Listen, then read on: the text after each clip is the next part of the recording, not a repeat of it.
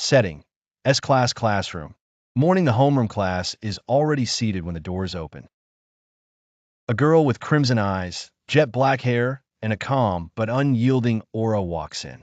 Her presence stops the class cold.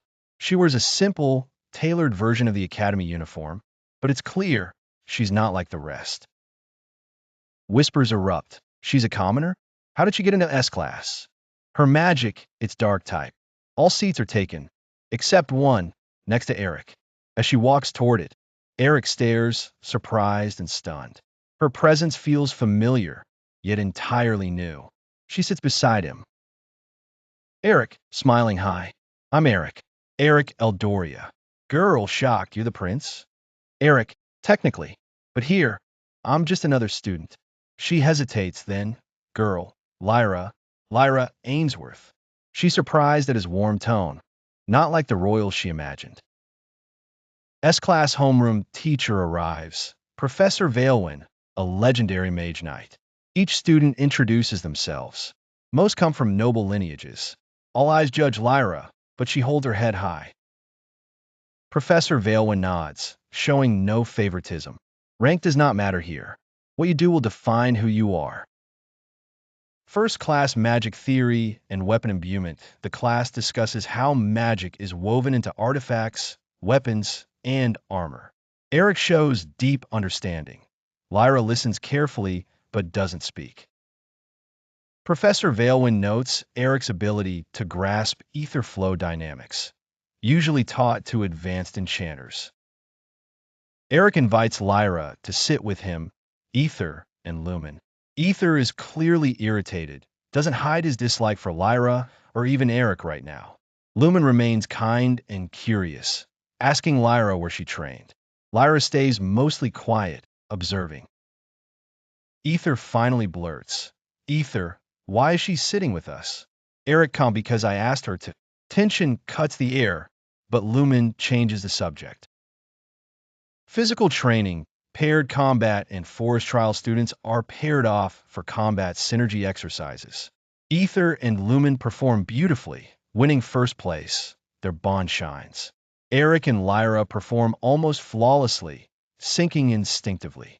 But Eric holds back ever so slightly. They finish second. Lyra, quietly, you let me lead. Why? Eric, I wanted to see your rhythm. Ether grins for the first time, finally ahead of Eric. The dance invitation, Chaos Night falls. The welcome ball begins. Nobles pair with nobles. Ether confidently escorts a princess from one of the 5 kingdoms. Lumen dances with a reserved but graceful foreign prince. Girls swarm Eric, asking to be his partner, some noble, some ambitious. Eric politely declines and escapes, stepping into the garden for air. The invitation there, he finds Lyra alone, throwing stones into the stream. Eric, running away too? Lyra, I wasn't invited to run. They talk, awkward, real, gentle. Eric, do you have a partner for the ball? Lyra, no, I don't belong in there. Eric, everyone is equal in the academy. So will you dance with me? She's speechless. No prince has ever said such a thing. Lyra, softly, are you sure? Eric, I wouldn't have asked if I wasn't.